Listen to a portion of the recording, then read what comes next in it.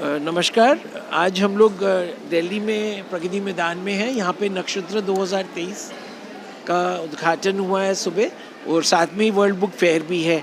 और ये 5 मार्च तक आप आ सकते हैं यहाँ पे प्रगति मैदान नई दिल्ली।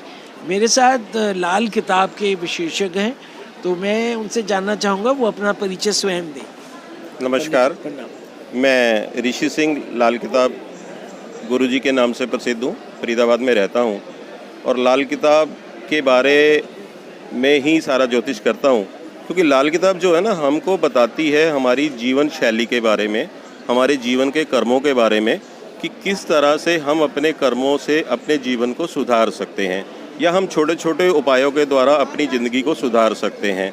हमारे कर्म ही, जन्म तो हम लेते हैं, जन्म के साथ हम पुराने कर्मों का कुछ हिसाब किताब भी लेके आते हैं, लेकिन हम छोटे छोटे उपायों के द्वारा या ईश्वर के प्रति अपनी आस्था रख के या दूसरे जीवों के प्रति अपनी आस्था रख के, दयालुता रख के अपने जीवन को भी सुधार सकते हैं। सर, लाल किताब जैसे हमारे कुछ मित्र रहे जो फैमिली के मेंबर्स, तो वो कहते थे जैसे एक भृगु संज्ञा है, है ना। उर्शद लाल किताब है, फिर आजकल नाड़ी एस्ट्रोलॉजी है। तो मैं जानना चाहूँगा क्या कोई फ़र्क है? जैसे आपने तो एक जीवन शैली बोला, लेकिन लाल किताब एक लग रहा है कि जैसे एक प्रोसेस है। नहीं, लाल किताब और भृगु संहिता पे फ़र्क है। लाल किताब तो आपको ये बताती है कि आप अपने जीवन को कैसे सुधार सकते हो।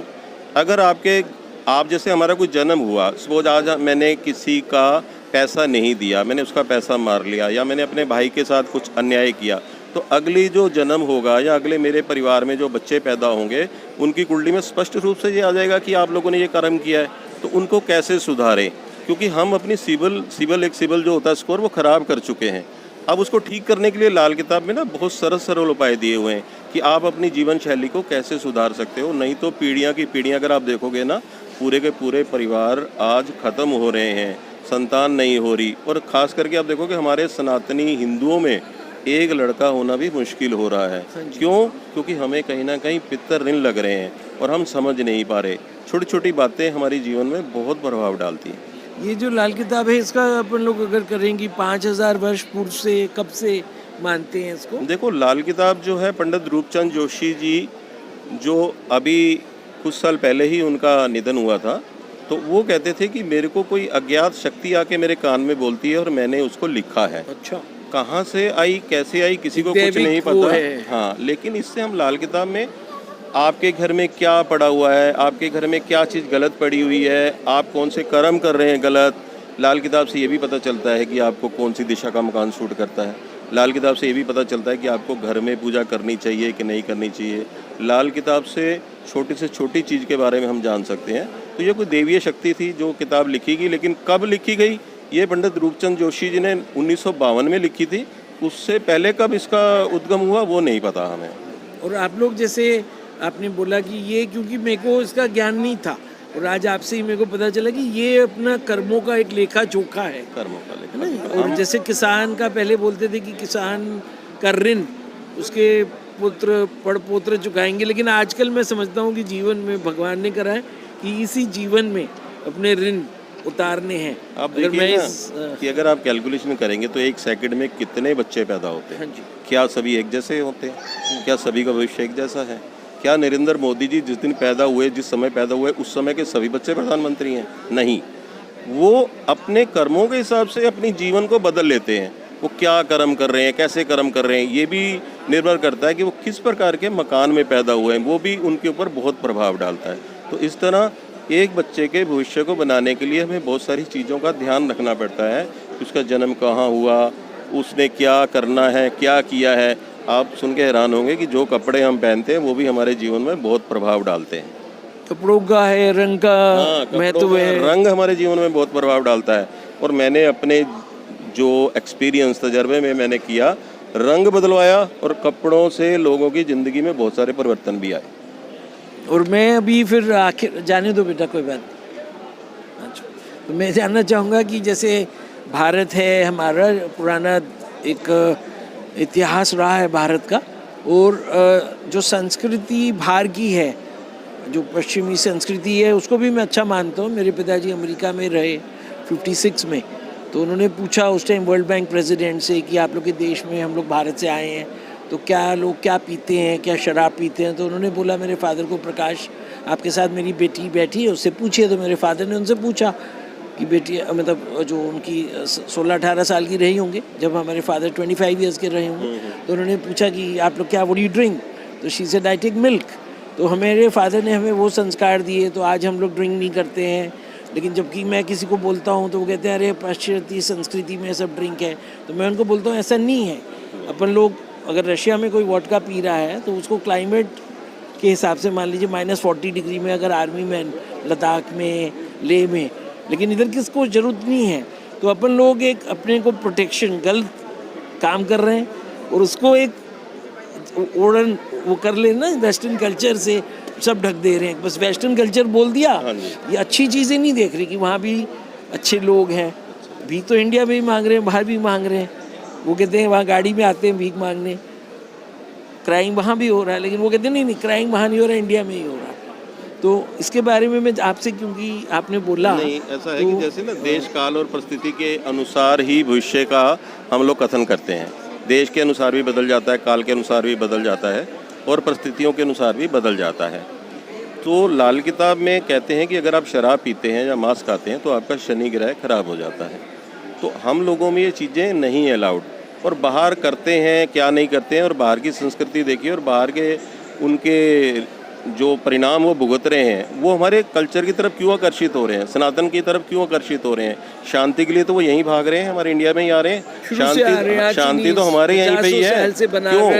अब एक बात बड़ी, आपको बड़ी बात अजीब लगेगी कि जैसे हमारे गुरु होते हैं और हम गुरु को छोड़ देते हैं, दूसरा गुरु बदल लेते हैं। और आजकल तो बहुत प्रथा है, जैसे कि हमारा किसी गुरु से काम नहीं बना, दूसरा गुरु बदल लिया। वो आने वाली पीढ़ी में पितृदोष हो जाएगा और आपके घर में संतान जिसको लड़का बोलते हैं, पैदा नहीं होगा। इसी तरह हम कुत्ते को मारते हैं, जानवर को मारते हैं, गाय को मारते हैं। सब चीज़ें, एक एक चीज़ भगवान नोट करता है और एक एक चीज़ हमारे खातों में लिखी जाती है और उसके हमें परिणाम भुगतने पड़ते हैं। तो जैसे आपने ये बताया अभी कि लोगों का जो कार्यशैली है, जो व्यवहार है, उसको अच्छा रखें। तो और अपन लोग, जैसे अब जो हमारे भारत के प्रधानमंत्री नरेंद्र मोदी जी हैं, और मोदी जी जब 2014 में आए, उससे पहले गुजरात के मुख्यमंत्री बने, तो अब गुजरात में आज उनकी वाह वाह होती है। और आज भारत में हर एक आदमी उनको चाहे पसंद करे या नहीं करे, लेकिन फिर भी उनके आगे नतमस्तक है। देखो, हर आदमी सभी को सब तो पसंद नहीं कर सकते, कुछ नापसंद भी करते हैं। लेकिन मोदी जी अगर आज प्रधानमंत्री बने हैं तो उनके पीछे उनकी मेहनत भी है। जब आदमी मेहनत करता है, तो आदमी मेहनत जब करता है तो उसका मंगल ग्रह मजबूत हो जाता है। जब मंगल ग्रह मजबूत हो गया तो राहु ग्रह जो है शरारतें करता है, वो शरारत नहीं कर पाता। अब जिसका मंगल मजबूत होगा वही तो राज करेगा। और मंगल और सूर्य जब सुबह पैदा होता है ना, तो सूर्य में आप देखो कि लाली होती है, सूर्य में भी मंगल की लाली होती है। सूर्य और मंगल एक ही हैं। और हमारे घर में, हमारी कुंडली में जो प्रथम घर है, वो सूर्य और मंगल को स्थान दिया गया है वहाँ पे। क्यों? क्योंकि हमारे अंदर भी सूर्य और मंगल के गुण होते हैं।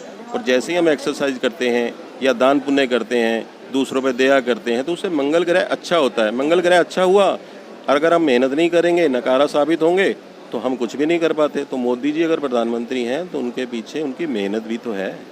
तो जैसे आपने जब मेहनत बोला, तो मैं जानना चाहूँगा कि जो हमारे 140-50 करोड़ जनता है, अब उसमें मतलब जो एस्पायरिंग होता है कि एस्पायरिंग लोग हैं, मान लीजिए इस हॉल में कितने लोग हैं, सब लोग इधर आ रहे हैं, किसी किसी कारण से आ रहे हैं।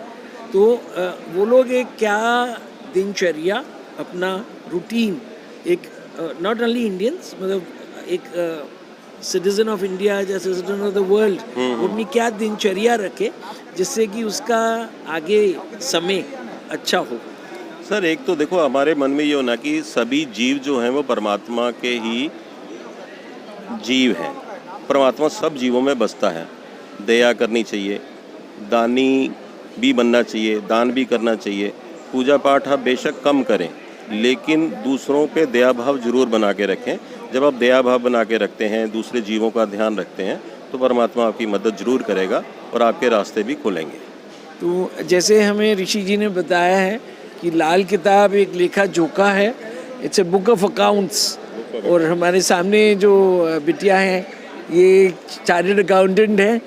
तो ये भी हमारे को अगर सुन रही हैं तो आपने भी अगर ध्यान से सुना हो, ऋषि जी ने जो बताया कि लाल किताब एक बुक ऑफ अकाउंट्स है, तो आप लोग अपनी बुक ऑफ अकाउंट्स जो क्रेडिट डेबिट है वो भी बोलते हैं उसको ठीक रखिए, बैलेंस ठीक होना चाहिए, डेबिट क्रेडिट दोनों साइडें बराबर होनी चाहिए। हाँ, ऐसा ना हो कि बुरी चीज़ें आगे चली जाएं और फिर आपको वो दुखी करें। तो आपके लिए जो आज नक्षत्र 2023 में आपने जो ज्ञान दिया है, एक अमूल्य ज्ञान है, तो हम लोग चाहेंगे कि जो दर्शक हैं इसको देखेंगे वीडियो को, तो वो लोग इधर 5 मार्च तक प्रगति मैदान आए। और यहाँ पे हम लोग आज फ्यूचर पॉइंट के स्टॉल पे हैं, और भी स्टॉल्स हैं, जयमन ज्वेलरी के हैं, और काफ़ी ज्योतिषों के स्टॉल है, जन्म पत्रिका के हैं। और हमारा स्टॉल नंबर 06A है। 06A हाँ, है 06A आपका जो है, इसमें ही नक्षत्र इसी में में ही है, फ्यूचर पॉइंट के सामने ही है। और ऋषि जी से मैं चाहूँगा कि वो अपना एक बार नंबर भी बता दें दर्शक। मेरा मोबाइल नंबर है 7838738389 9821171503।